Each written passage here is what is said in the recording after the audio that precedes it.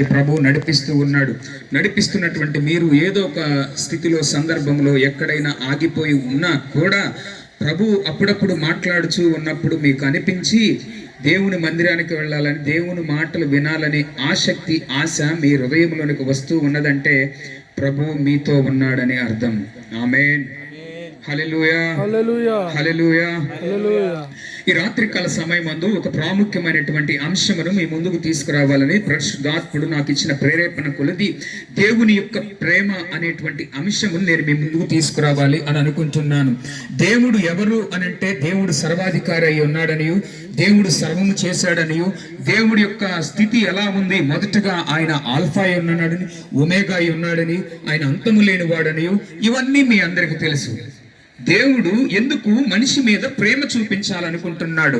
ఎందుకు దేవుడు ప్రత్యేకంగా మనిషిని కోరుకుంటూ ఉన్నాడు? ఎందుకు దేవుడు మనిషి కావాలనుకుంటున్నాడు? ఈ సృష్టిలో అందమైన పువ్వులు ఉన్నాయి కదా, వాటిని కోరట్లేదు దేవుడు. ఈ సృష్టిలో అందమైన జంతువులు ఉన్నాయి కదా, సింహం ఎంత అందంగా ఉంటది, ఎంత గాంభీర్యంగా ఉంటది, నెమలి ఎంత అందంగా ఉంటది, కోకిల యొక్క గానము ఎంత గాత్రము ఎంత గొప్పగా ఉంటది. అయినా దేవుడు వాటిని కోరుకోవటం లేదు. ఎందుకో మనిషిని కోరుకుంటున్నాడు. ఏంటో ఈ రాత్రి మనము ఆయనకున్న మన మీద ఉన్న ప్రేమ ఏంటో ఈ రాత్రి మనము ధ్యానిద్దాము. దేవునికి మహిమ కలుగును గాక. హల్లెలూయా. మనము మన ప్రేమ ఎలా ఉంటదంటే, ప్రేమిస్తే ప్రేమిస్తాం, మనం ఇస్తే ఇస్తాం, చూడటానికి వస్తే మనం వెళతాం. చికెన్ కూర వేసి ఇచ్చింది అనుకోండి, మనము చేపల కూర వేసిస్తాం. ఇది మన ప్రేమ. చేసింది మంచి వాసన వస్తుంది, ఇంట్లో ఏం వేసివ్వల, ఎట్టుంటుంది మనకి? చాలా కోపం వస్తుందా రాదా? మనిషి యొక్క ప్రేమ పరిస్థితులను బట్టి ఆధారపడి ఉంటుంది. పరిస్థితులను బట్టి మనిషి ప్రేమ నడుస్తూ ఉంటది. కానీ దేవుని ప్రేమ పరిస్థితులను బట్టి దేవుని ప్రేమ నడవదు. అదే ఆయన ప్రేమ. ఆమేన్. హల్లెలూయా. సో మనిషి ప్రేమ పరిస్థితుల మీద ఆధారపడి ఉంటుంది, కానీ దేవుని ప్రేమ పరిస్థితులపై కాదు. మనం మంచి వాళ్ళమని కాదు ఆయన ప్రేమిస్తుంది. మనము ఇంకనూ తప్పులు చేస్తున్నా కూడా ఆయన మనల్ని ప్రేమిస్తూ ఉన్నాడు. మనం ఆయన మాట వినకపోయినా ఆయన మనల్ని ప్రేమిస్తూ ఉన్నాడు. ఆయన సన్నిధికి రాకపోయినా మనల్ని ప్రేమిస్తూ ఉన్నాడు. లోకములోను సగము, దేవునిలోను సగము అనే జీవించేటువంటి భక్తులను కూడా చూసి కూడా ఆయన క్షమిస్తూ ఉన్నాడు. ఆయన అయినా కూడా ప్రేమిస్తూ ఉన్నాడు. ప్రపంచంలో చాలా మంది మనల్ని ప్రేమించేది దేనికో తెలుసా? నువ్వు వారి మాట విన్నావనుకో నిన్ను ప్రేమిస్తారు. పిల్లలైనా అంతే. మాట విన్న పిల్లల్ని బాగా చూసుకుంటారు. మాట వినకపోతే ఎందుకు లేక మగుతులో చెప్పటం, ఆ రకంగా అరుస్తారు తల్లిదండ్రులు. ఒక ఆయన తిడుతున్నాడు, మనిషివా ఎద్దువా అంటున్నాడు కొడుకుని. దున్నపోతా అని తిడుతున్నాడు. అంటే ఎక్కడా ఇది? ఎందుకు ఈ ప్రేమ లోపిస్తూ ఉంది? ఎందుకు ఈ ప్రేమ డైవర్ట్ అవుతుంది? ఎందుకు ఈ ప్రేమ ఇలా పక్కకు వెళుతుందంటే, మాట వినేటటువంటి వ్యక్తి దగ్గర ప్రేమ అనేది కనిపించదు. సో అలాగే వాళ్ళు చెప్పింది చేస్తేనే ప్రేమిస్తారు. నువ్వు మంచిగా ఉన్నప్పుడు మనుషులు ప్రేమిస్తాడు. దేవుడు అంటున్నాడు, నువ్వు చెడ్డవాడువైనా ప్రేమిస్తానంటున్నాడు. ఆ ప్రేమను ఎవరూ ఆపలేరంట. దేవునికి స్తోత్రం. హల్లెలూయా. ఆయన ప్రేమ అయి ఉన్నాడు. ఆయన మనతో ఉన్నాడు, మనలో ఉన్నాడు. ఈ రాత్రి కొన్ని మాటలతో నీతో మాట్లాడాలని, నిన్ను బలపరచాలని, నీ కుటుంబంలో గొప్ప కార్యం చేయాలని ఈ రాత్రి నువ్వు అనుకుంటున్నావో లేదో తెలియదు, కానీ గొప్ప ఉద్దేశం ఆయన ఎప్పుడో జగత్ పునాది వేయబడక ముందే నిన్ను, నీ కుటుంబాన్ని ఏర్పాటు చేసుకున్నాడు. ప్రియులారా, ఆమేన్. ఆయన శాశ్వతమైన ప్రేమతో నిన్ను ప్రేమిస్తున్నాడంట. తీయండి, బైబిల్ గ్రంథం తీయండి. ఇర్మియా గ్రంథము 31వ అధ్యాయం 3వ వచనంలో ఉంది, చూడండి. అక్కడ ఏమనుంది? చాలా కాలము క్రిందట యెహోవా నాకు ప్రత్యక్షమా ఇట్లా, నేను శాశ్వతమైన ప్రేమతో నేను నిన్ను ప్రేమించుచున్నాను గనుక. చదవండి ఇంకా బైబిల్ తీట్లా. ఇట్లా నేను శాశ్వతమైన ప్రేమతో నేను నిన్ను ప్రేమించుచున్నాను గనుక విడువక నీ ఎడల కృప చూపుచున్నాడు. దేవుడు ఇలా అనడం అంటే, నీ ప్రేమ తగ్గినా కూడా నేను తగ్గనంటున్నాడు ప్రభు. ఆమేన్. నువ్వు ప్రేమించకపోయినా ఆయన ప్రేమిస్తాడు. నువ్వు హృదయంలో జ్ఞాపకం చేసుకోకపోయినా ఆయన నిన్ను జ్ఞాపకం చేసుకుంటాడు. నీ కష్టం బట్టో, నీ బాధను బట్టో, నీ వేదన బట్టో నువ్వు ఒకవేళ దేవుడు నన్ను మర్చిపోయాడు అని అనుకుంటే పొరపాటు పడుతున్నావు. చెల్లి, అక్క, తమ్ముడు, అన్న, ఈ రాత్రి ప్రభు చెప్తున్నాడు, నేను నిన్ను మర్చిపోలేదు, శాశ్వతమైన ప్రేమతో నిన్ను ప్రేమిస్తూ ఉన్నాను. అందుకే ఆ మాట చివరిలో ఉంది, నిన్ను ఏమనుంది, విడువక నీ ఎడల కృప చూపుచున్నాను. ఆమేన్. అసలు కృప కావాలి మనిషికి. బ్రతుకుతున్నామంటే కృప కావాలి. ధైర్యంగా ఉంటున్నామంటే కృప. ఆహారం తింటున్నామంటే కృప. ఈ రోజు బ్రతుకున్నామంటే దేవుని కృప. సజీవుల లెక్కలో ఎంతమంది నిలబడ్డామో ఈ రాత్రి మనం జ్ఞాపకం చేసుకోవాలి.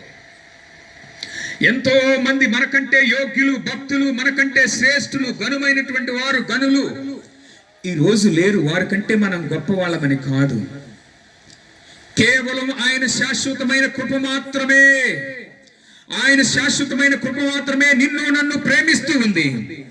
నువ్వు దూరమైనా కూడా నేను దూరమవను అంటున్నాడు.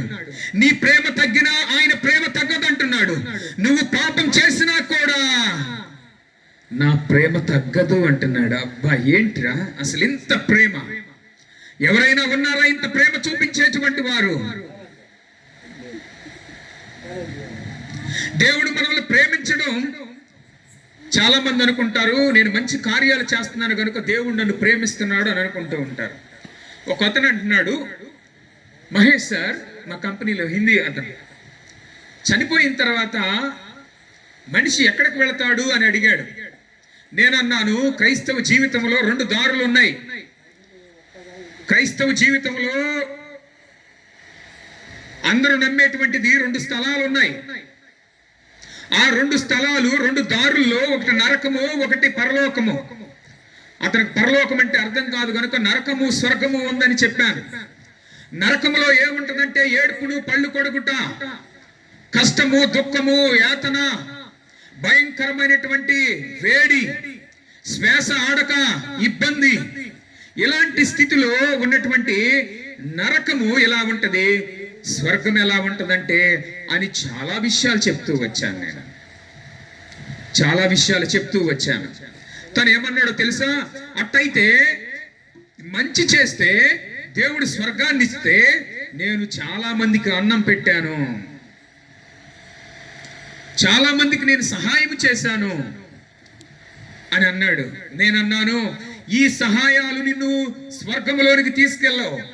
నా హిందీ అంతగా రాదు, కానీ అయినా దేవుడు ఆత్మ ద్వారా మాట్లాడాను. దేవునికి స్తోత్రం. హల్లెలూయా, హల్లెలూయా.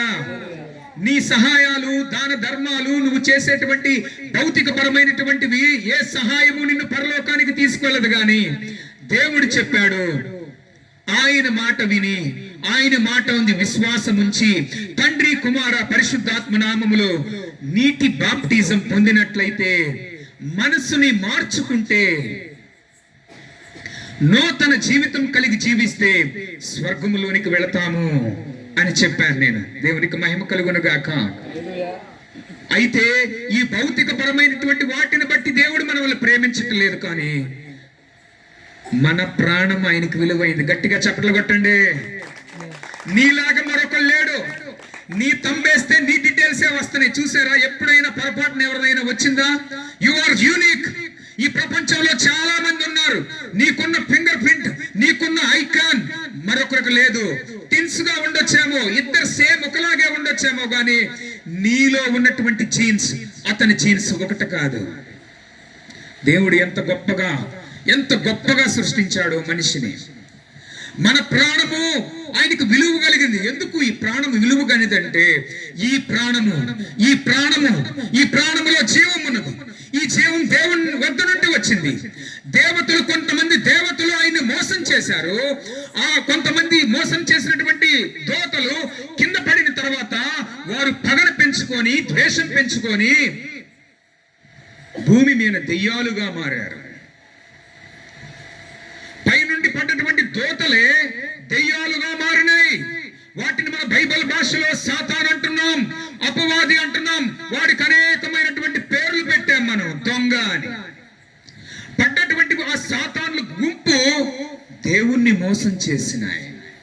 అయితే దేవుడు అనుకున్నాడు, ఈసారి నా చేతులతో నా స్వహస్తములతో నేల మట్టిని తీసుకొని అందమైన సుందరమైన ఒక బొమ్మను చేసి ఆ దోతలో, ఒక మంచి దోతలో ఉన్నటువంటి ఆత్మను ప్రవేశపెట్టాడు.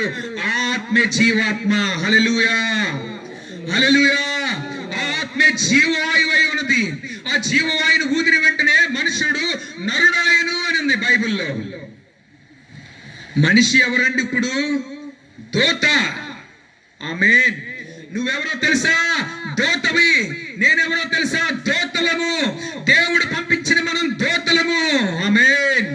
ఈ దోతను పాడు చేయాలని, ఈ దోతని నలిపేయాలని, ఈ దోతని దేవుని వైపు వెళ్ళకోకుండా ఉండాలని, ఈ దోతను దేవుడు ఎక్కువగా ప్రేమిస్తున్నాడు.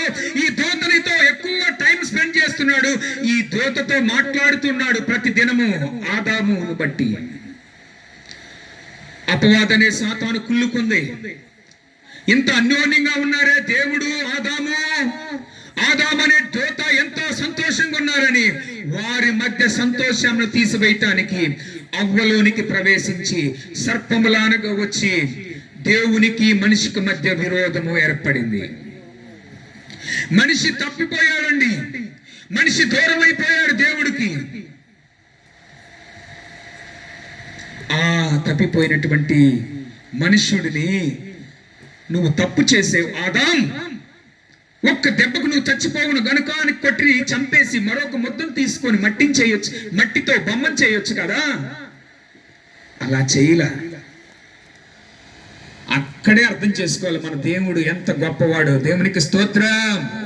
చెడిపోయిన ఆదాముని, తప్పిపోయిన ఆదాముని, పడిపోయిన ఆదాముని, ఈ ఆదాము తప్పు చేశాడు కనుక ఈ ఆదాముని చంపేద్దాం, ఈ అవ్వను తీసేద్దాం, ఇంకా వద్దు వీరికి జీవితం, వీరిని చంపేద్దామని అనుకోలే దేవుడు. దేవుడు సరిచేయటం ప్రారంభించాడు. దేవునికి స్తోత్రం. హల్లెలూయా, హల్లెలూయా. అమ్మ కొంచెం హల్లెలూయా చెప్పమ్మా. వందనాలు తల్లి నీకు. దేవునికి స్తోత్రం. మనం అలాగే సంతోషంగా ఉండాలి దేవుని మందిరంలో, దేవుని సన్నిధిలో.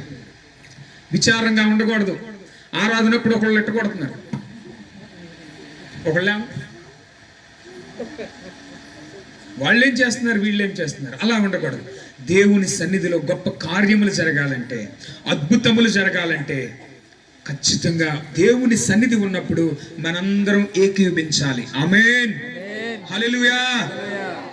దేవుడు నన్ను దీవించాలి రాత్రి అనుకున్న వాళ్ళు గట్టిగా స్తోత్రం చెప్పండి. హల్లెలూయా. ఎన్ని చేతులు లేచినాయో. అవ్వను తీసేసి మరొక అపని చేద్దామని అనుకోలేదు, వారిని సరిచేయటం ప్రారంభించాడు. దేవునికి స్తోత్రం. హల్లెలూయా. అందుకే చర్మపు చొక్కాలను వారికి తొడిగించాడు. అది దేవుని యొక్క ప్రేమ. విడిచిపెట్టలేదు ఆయన.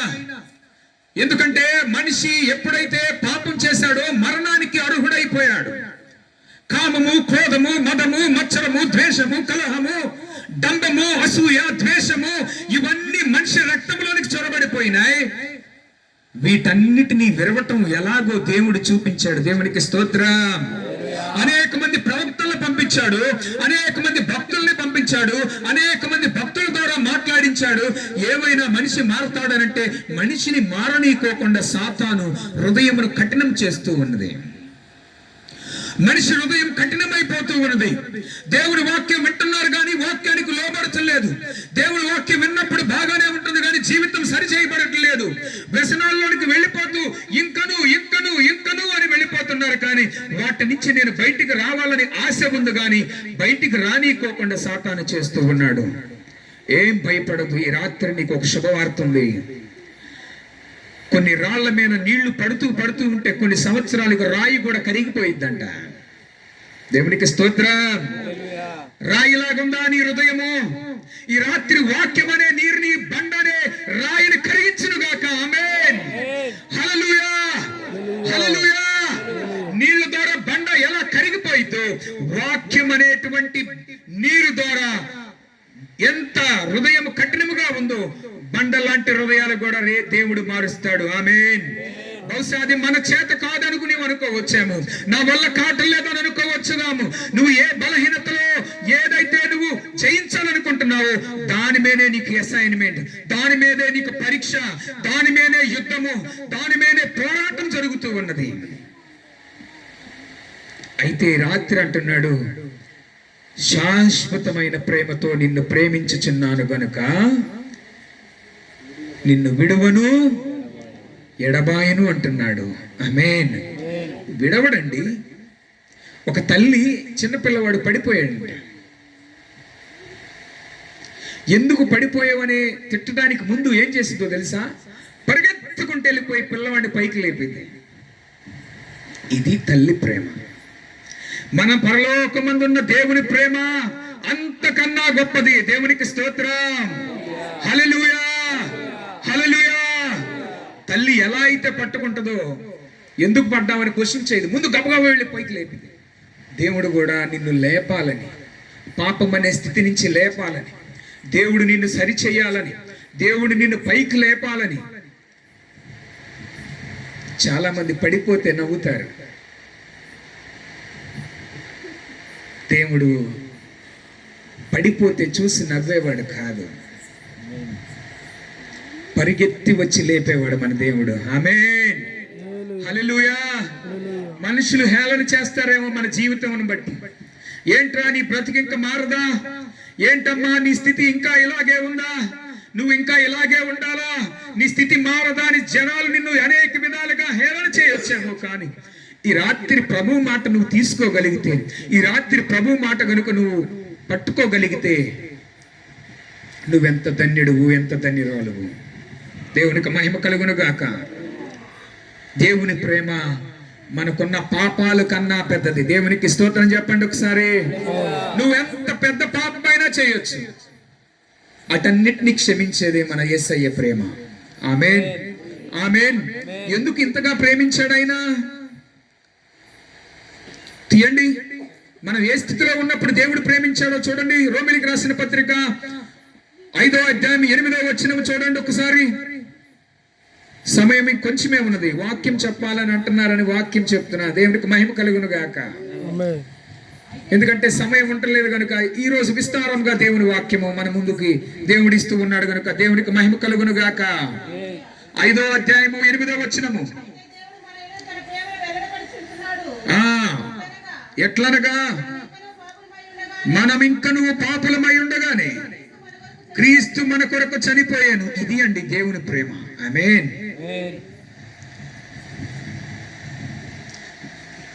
దేవుడు మనం మంచి వాళ్ళమైనప్పుడు కాదు, మనం పాపములో ఉన్నప్పుడు ప్రేమ చూపించాడు. మీరు అనుకుంటారు, మహేష్ బ్రదర్ దేవుడు చక్కగా మంచిగా దీవించాడు, దేవుడు కాపాడుచున్నాడు, ఇలా వర్ధిల్లుస్తున్నాడు అని అనుకుంటారు. మంచి అయిన తర్వాత కాదు దేవుడు ప్రేమిస్తుంది, అవ్వక ముందు నుంచే ప్రేమిస్తున్నాడు. దేవునికి స్తోత్రం. హల్లెలూయా. మనిషి ప్రేమ ఒకసారి క్షమించేసి ఇంకొక ఛాన్స్ ఇస్తున్నాడు. మరొకసారి తప్పు చేసావా మామూలుగా ఉండదు నీకు అని అంటారు. దేవుడు అంటున్నాడు, ఇప్పుడు దాకా ఎన్ని తప్పులు చేసినా ఆయన దగ్గర ఛాన్స్ ఇస్తానంటున్నాడు. దేవునికి స్తోత్రం. హల్లెలూయా, హల్లెలూయా. మనం ఇంకను పాపులమై ఉండగా క్రీస్తు యేసు మన కోసము చనిపోయానండి. ఒక మంచి వాడి గురించి ఈ లోకంలో ఉన్న సామెత ఉంది కదా, దుష్ట శిక్షణ శిష్య రక్షణ అంటారు కదా. దుష్టుడిని శిక్షించు, మంచివాడిని రక్షించు అనేది ఈ లోకంలో ఉన్న సామెత. మన యేసయ్య సామెత ఏంటో తెలుసా? నశించిన దాన్ని వెతక రక్షించటానికి మనుష్య కుమారుడు ఈ లోకమునకు వచ్చెను. ఆమేన్. మంచివారి కోసం కాదు ఆయన వచ్చింది, రోగుల కోసం వచ్చాడంట. ఆయన బలహీనుల కోసం వచ్చాడంట. ఆత్మలో చల్లారిపోతున్నటువంటి వ్యక్తిగా స్థితిలో మనం ఉంటే ఈ రాత్రి ప్రభువు నీతో మాట్లాడుతున్నాడు. ఆయన ప్రేమ నీతో చూపించబోతున్నాడు. ఆయన ప్రేమ నిన్ను దర్శించబోతుంది. ఆయన ప్రేమ నిన్ను పిలుస్తుంది. వస్తావా అని అడుగుచూ ఉన్నాడు. చాలా మంది రావాలని ఆశ ఉండి కూడా రాలేకపోయినటువంటి వారు ఎంతో మంది ఉన్నారు. తండ్రి ప్రేమను అర్థం చేసుకోలేకపోతున్నారు, తండ్రి ప్రేమను తెలుసుకోలేకపోతున్నారు. బైబిల్ గ్రంథంలో ఒక తండ్రి ఉన్నాడు, ఆయనకి 2 కుమారులు ఉన్నారు. వారిలో చిన్నవాడు ఆస్తిలో సగభాగం ఇవ్వమని లోకసువార్త 15వ అధ్యాయంలో మనకు కనిపిస్తూ ఉంటది. సగభాగం తన ఆస్తిలో ఇవ్వమని తీసుకొని దూర దేశంలో వెళ్ళి దుర్వ్యాపారం చేసెను. అక్కడ నష్టం వచ్చిన వెంటనే అతనికి అర్థమైంది, తినడానికి తిండి లేదు, కష్టాల పాలయ్యాడు, ఇబ్బందులయ్యాడు, శ్రమల్లో ఉన్నాడు, బలహీనులయ్యాడు. అప్పుడు అనుకుంటున్నాడు, ఆకలి వేస్తూ ఉంది కడుపు. ఒకప్పుడు బాగా తిన్నవాడే, ఒకప్పుడు బాగా బ్రతికిన వాడే, ఒకప్పుడు స్థితి బాగున్నవాడే, ఒకప్పుడు గొప్పగా మంచి వస్త్రాలు వేసుకున్నవాడే, తినటానికి ఆహారము లేక 20వ వచనం చదవండి ఒకసారి. వాడింకను దూరముగా ఉన్నప్పుడు తండ్రి వాడిని చూచి కనికరపడి పరిగెత్తుకొని అతని మెడ మీద పడి ముద్దు పెట్టుకొనెను. దేవునికి స్తోత్రం. తండ్రి బయట నిలబడి ఎదురు చూశాడు. కుమారుడు ఎన్ని కష్టాలు పడుతున్నాడు, ఎన్ని బాధలు పడుతున్నాడు. ఒకప్పుడు బాగున్నాడు నా కుమారుడు, ఒకప్పుడు నా కుమారుడి స్థితి బాగుంది, ఒకప్పుడు నా కుమారుడు నేను ఎంతగానో, నా కుమార్తెని నేను ఎంతగానో చూశానే, దూరం అయిపోయాడని తండ్రి ఎదురు చూశాడంట. ఆ ఎదురు చూడటం ఏంటో తెలుసా? దేవుని ప్రేమ. ఆమేన్. మనం దూరమైనా ఎదురు చూస్తుంది ప్రియులారా. మనం తిరిగి వస్తే పరిగెత్తుకొని రావాలని చూస్తున్నాడు యేసయ్య. ఆలస్యం చేయొద్దు, దేవుడు పిలుస్తూ ఉన్నాడు. ఆయన తప్పుల్ని ఎత్తి చూపేవాడు కానే కాదు. మనమైతే ఇలా అంటామేమో, వస్తే కాళ్ళు కడుక్కోరా, ఎక్కడెక్కడో తిరిగి వచ్చినట్టున్నావు, శానిటైజర్ వేసుకో, చేతులు కడుక్కో, ఎక్కడెక్కడ తిరిగి వచ్చాడో అని అనుకుంటామేమో. తండ్రి అయితే అలా కాదు, పరిగెత్తుకుంటా వెళ్ళి ఆలింగనం చేసుకొని. ఆ తండ్రి ఎవరో తెలుసా? మన దేవుడు. ఆమేన్. దేవుడు మన వైపు పరిగెత్తే దేవుడు. ఆమేన్. దేవునికి స్తోత్రం. ఈ స్థితిలో ఉన్నటువంటి మన ఎడల ప్రభు కృప చూపిస్తూ ఉన్నాడు. ఆయన ప్రేమ ఇంకనూ నడిపిస్తూ ఉన్నది, ఆయన ప్రేమ ఇంకనూ నడిపిస్తూ ఉన్నది. ఇంకొక ఉదాహరణ మీకు చెప్తాను కదా. బైబిల్ గ్రంథంలో ఉంది, లోకసువార్త 15వ అధ్యాయం 4వ వచనంలో ఉంది కదా. ఒక గొర్రె తన కాపరి నుండి దూరం అయిపోయింది, కొండను అంచున ఇరుక్కుపోయిందంట. అది బయటకు రావడానికి ఎంత ప్రయత్నించినా రాలేదు. కాపరి మాత్రం 99 గొర్రెలను వదిలిపెట్టి తప్పిపోయిన గొర్రె కోసం వెతికాడు. అది ఎవరో తెలుసా? మనమే. మనం తప్పిపోయినా దేవుడు మన కోసం వెతుకుతున్నాడు. తప్పిపోయిన గొర్రెని కనుగొని వరకు వెతుకుతాడు ఆయన. నువ్వు స్నేహితుడా, సహోదరి, సహోదరుడా, దేవుడికి దూరమై జీవిస్తున్నావేమో, నీవు ఏదో ఒక స్థితిలో తప్పిపోయావేమో, ఏదో ఒక వ్యసనము, ఏదో ఒక బలహీనత ఈ రాత్రి నిన్ను కూడా పట్టి పీడిస్తుందేమో. ఆ బలహీనత నిన్ను తప్పిపోయేలాగా చేస్తుందేమో. ఈ రోజుల్లో ఫోన్ ఒక బలహీనత అయిపోయింది. ఫోనులో వ్యర్థమైనటువంటివి, వ్యర్థమైన దృశ్యములు, వ్యర్థమైనటువంటివి ఫోన్లోనికి వచ్చి లోపలికి వెళితే బయటకు రానికోకుండా చూస్తూ ఉంటే 99ని పక్కన పెట్టి ప్రభు ఒక్కడైన నీ కోసం దేవుడు వెతుకుతూ ఉన్నాడు. దేవునికి స్తోత్రం. హల్లెలూయా. దేవుని ప్రేమ మన యొక్క భవిష్యత్తును మారుస్తూ ఉంది. దేవుని ప్రేమ ప్రేమించటమే కాదు, క్షమించటమే కాదు, వండర్ఫుల్ 3వ పాయింట్ ఏంటో తెలుసా? మార్చుతుంది. గట్టిగా చప్పట్లు కొట్టండి. హల్లెలూయా. దేవుని ప్రేమ ప్రేమిస్తుంది, దేవుని ప్రేమ క్షమిస్తుంది, దేవుని ప్రేమ మార్చుతుంది. నువ్వు ఏ స్థితిలో తప్పిపోయావేమో, అక్కడ దుర్వ్యాపారం అతనికి అది కనిపించొచ్చేమో. మనకు దుర్వ్యాపారం ఈ రోజుల్లో ఏం కనపడుతూ ఉన్నది? నీ సమయాన్ని కిల్ చేసేటువంటిది, దేవుడి దగ్గరికి రానికోకుండా చేసేటువంటిది, ఇంకా నువ్వు దేవునిలోనికి రాకోకుండా చేస్తున్నాయి ఏవైతే ఉన్నాయో వాటిని విడిచిపెట్టాలని ప్రభు కోరుచూ ఉన్నాడు. వస్తే ఏం చేస్తాడో చెప్పమంటారా? 2 కొరింథీయులు 5వ అధ్యాయం 17వ వచనంలో చూడండి. నీ గతం నీ భవిష్యత్తును నిర్ణయించదు గాని దేవుని ప్రేమ నీ భవిష్యత్తును నిర్ణయిస్తుంది. ప్రియులారా, చూడండి, ఆ మాటను చదవండి. 2 కొరింథీయులు 5వ అధ్యాయం 17వ వచనము, ఎవడైనను క్రీస్తు యందు ఉన్న ఎడల వాడు నూతన సృష్టి. ఆమేన్, ఆమేన్, హల్లెలూయా. నూతన సృష్టిగా చేయాలనుకుంటున్నాడు, నూతన వ్యక్తిగా చేయాలనుకుంటున్నాడు, నిన్ను తలగా ఉంచాలనుకుంటున్నాడు, నిన్ను పైవాడుగా ఉంచాలనుకుంటున్నాడు. పల్లవులో ఉన్నావేమో, నీ పల్లాన్ని సరిచేసేవాడై ఉన్నాడు. గుట్టల్లో ఉన్నావేమో, ఎత్తులో ఉన్నాడేమో, వాటిని సరిచేసేవాడై ఉన్నాడు మన దేవుడు. ఈ రాత్రి నువ్వు ఏ స్థితిలో ఉన్నావో ఆ స్థితి నుంచి నిన్ను నూతనమైన వ్యక్తిగా మారుస్తాడు. హల్లెలూయా, హల్లెలూయా. దేవునికి మహిమ కలుగును గాక. దేవుని ప్రేమను అనుభవించాలంటే ఈ రాత్రి 5 పాయింట్లు మరలా నేను గుర్తు చేస్తున్నాను. ఏం చేయాలో తెలుసా? దేవుని దగ్గరికి రావాలి. ఏం చేయాలండి?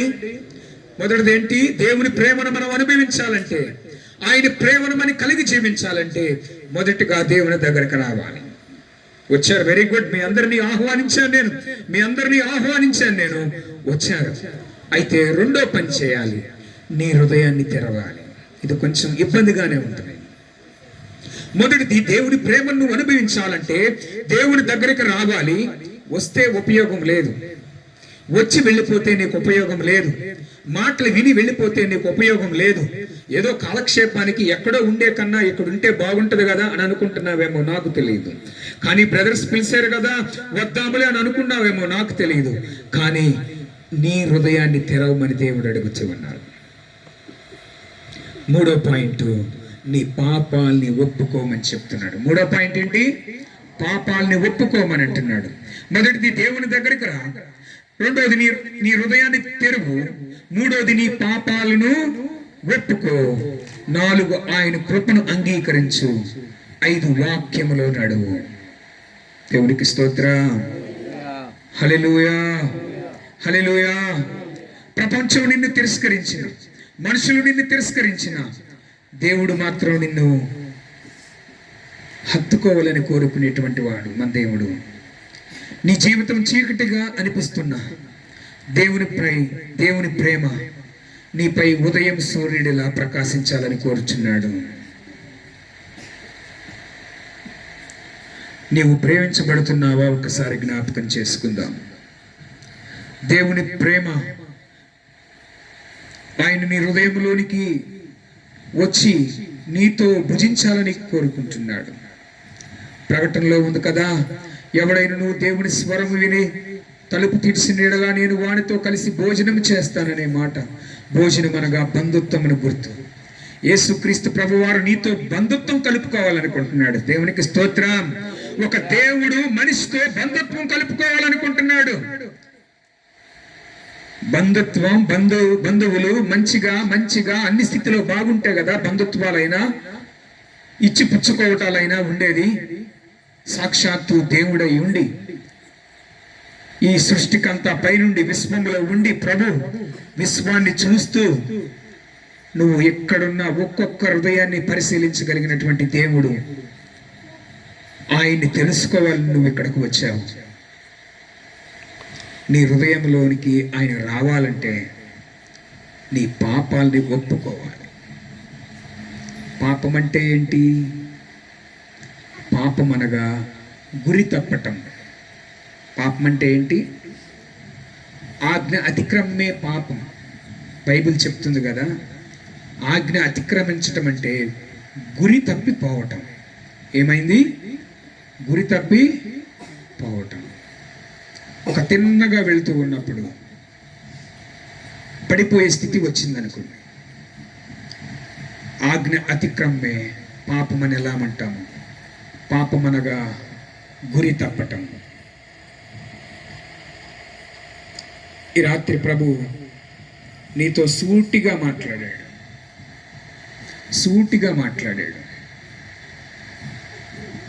దురాశ గర్భమును ధరించి పాపమును కనును, పాపము పరిపక్వమై మరణమును కనును.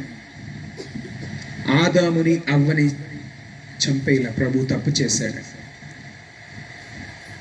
నీవు నేను కూడా తప్పు చేస్తున్నా, నీవు నేను తప్పు చేస్తున్నా, ఇంకనూ ఆయన క్షమిస్తున్నాడు. అది ఆయన కృప. కృప ఉండగానే వేడుకుందాం. కృప దాటిపోతే మరల అవకాశం వస్తుందో రాదో తెలియదు. కృప ఈ రాత్రి నీతో మాట్లాడింది. కృప నిన్ను బలపరుస్తూ ఉంది. కృప నిన్ను బలపరచాలని కోరుకుంది. ఆ కృపయే దేవుని ప్రేమ. దేవునికి స్తోత్రం. మనిషి రీతిగా ఆయన ఈ లోకంలోనికి వచ్చి నిన్ను నన్ను మనందరము మన కుటుంబాలు నశించకూడదని, నిత్య మరణానికి మనం వెళ్ళకూడదని దేవాతి దేవుడే నా కోసం వచ్చాడు. ప్రభు నీ హృదయంని ప్రభువుకి అర్పిస్తావా? నీ పాపాన్ని ఒప్పుకుంటావా? తప్పిపోయిన కుమారుడు అదే చేశాడు. తన తప్పును తెలుసుకున్నాడు. తండ్రి ఎలాగా సన్మానించాడు.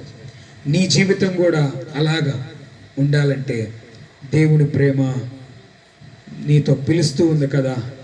అట్టి దేవుణ్ణి కలిగి మనందరము నడుచునుగాక. ఆమేన్, ఆమేన్. దేవుడి మాటలు దీవించునుగాక. ఆమేన్. చిన్న మాట ప్రార్థన చేసుకుందాం వాక్యమును బట్టి. దేవా, అయ్యా మీరు నాతో మాట్లాడారయ్యా అని ఎవరికైనా అనిపిస్తే ఒక్క మాట ప్రభుతో చెప్తారా? మనుషులు నిన్ను అసహించుకోవచ్చేమో, మనుషులు నిన్ను మర్చిపోవచ్చేమో, నీ యజమానుడు నిన్ను మర్చిపోవచ్చేమో, నీ బిడ్డలు నిన్ను మర్చిపోవచ్చేమో. దేవుడు అంటున్నాడు, నిన్ను మరిచిపోను అంటున్నాడు.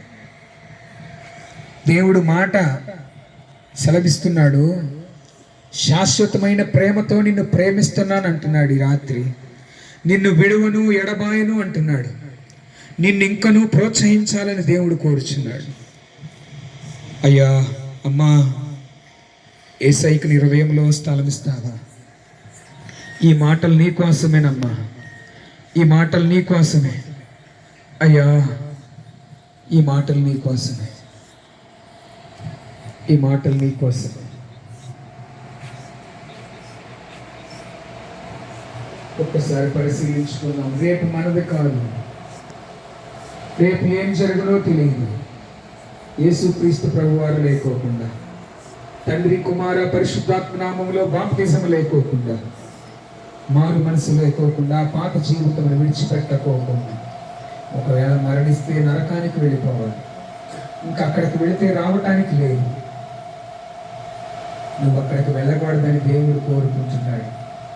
యేసయ్య నిన్ను లేవనెత్తాలనుకుంటున్నాడు, నిన్ను బలపరచాలనుకుంటున్నాడు. యేసయ్య నీ హృదయంలో ఉండి నిన్ను ప్రోత్సహించాలనుకుంటున్నాడు. నీకున్న వ్యసనాలన్నింటినీ తీసివేయాలనుకుంటున్నాడు. ఈ మాటను నువ్వు అంగీకరిస్తే ప్రభువు పిలుస్తున్నాడు, నన్ను నీ హృదయంలో చేర్చుకుంటావా? ప్రియ స్నేహితుడా అని అడుగుతున్నాడు, బిడ్డా అని అడుగుతున్నాడు. నా హృదయాన్ని ప్రభువుకి ఇస్తావా? అలాగెవరైనా నువ్వు ప్రార్థన చేసినట్లయితే మీ కుడి హస్తమును పైకెత్తండి. దేవుడు మీ చేతిని చూడాలనుకుంటున్నాడు. ఈరోజు ఒక తీర్మానం తీసుకున్నట్లయితే, దేవా నేను పాపిని, నన్ను క్షమించు ప్రభువా, నీ ప్రేమ నేను అర్థం చేసుకోలేకపోతున్నానయ్యా. అయ్యా, నువ్వు నా కోసం పరిగెత్తుకుంటూ వస్తున్నావు. నేను ప్రేమించకపోయినా ప్రేమిస్తున్నా. అయ్యా, ఈ రాత్రి నా హృదయంలో అయ్యా నీకు స్థలం ఇస్తానయ్యా. ఈ రోజు నుంచి నా జీవితంలో నైనా పాపానికి అధికారం లేకోకుండా అయ్యా నా జీవితాన్ని నీకు సమర్పిస్తాను ప్రభు. అయ్యా, నువ్వు నన్ను ఇంకనూ ప్రేమిస్తున్నావా? నేను నరకానికి వెళ్ళకూడదని ఈ మాటలు నా కోసమే అందించావా? Thank you brothers, thank you sisters. ఇంకా నువ్వు ఎవరైనా మీ కుడి హస్తమును ప్రభువుకు చూపించండి. ఎవరు కళ్ళు తెరిచి చూడొద్దు. ఇంకా నువ్వు మీకోసం నేను ప్రార్థన చేయబోతున్నాను. నూతన సృష్టిగా ప్రభువు చేయబోతున్నాడు. ఈ రోజు నుంచి నీ జీవితాన్ని మార్చిపోతున్నాడు, అద్భుతం చేయబోతున్నాడు. భర్త మర్చిపోయినా, భార్య మర్చిపోయినా, పిల్లలు మర్చిపోయినా, జీవితంలో ఆర్థిక పరిస్థితులను నువ్వు బాధపడినా దేవుడు అంటున్నాడు, నిన్ను విడువను ఎడబాయను అంటున్నాడు, నిన్ను లేవనెత్తుతానంటున్నాడు. చిన్న మాట చెప్పాలి నువ్వు, యేసయ్యా నన్ను క్షమించు ప్రభు, నా జీవితాన్ని నీకు అర్పిస్తాను ప్రభు అని చెప్తావా? యేసయ్యా, నాతో కలిపి చెప్పండి, యేసయ్యా నన్ను క్షమించు ప్రభు, నా జీవితంలోనికి రండి ప్రభు, నన్ను బలపరచు ప్రభు. ఈ రోజు నుంచి ఒక తీర్మానం తీసుకుంటున్నాను అయ్యా, ప్రతి ఆదివారం నీ సన్నిధికి వస్తానయ్యా. నా జీవితంలో నువ్వు చేస్తున్న గొప్ప కార్యం నేను మర్చిపోయానయ్యా, నన్ను క్షమించు ప్రభు. చిన్న మాట అనగలిగితే పరిశుద్ధాత్ముడు గొప్ప కార్యం చేయబోతున్నాడు. పరిశుద్ధుడు అని తండ్రి, మీకు వందనాలు చెల్లిస్తున్నాను. మీరు రాత్రి మీరు మాట్లాడారు ప్రభు, బిడ్డలందరినీ కదిలించినందుకు మీకు మహిమ ఘనత ప్రభావాలు చెల్లించుకుంటూ సమస్త మహిమ మీకు చెల్లిస్తూ ఈ సమయంలో నాయనా బిడ్డలు నాయనా చేతులెత్తిన బిడ్డలు నాయనా ఏ స్థితిలో ఉన్నారో మీకు తెలుసు ప్రభు.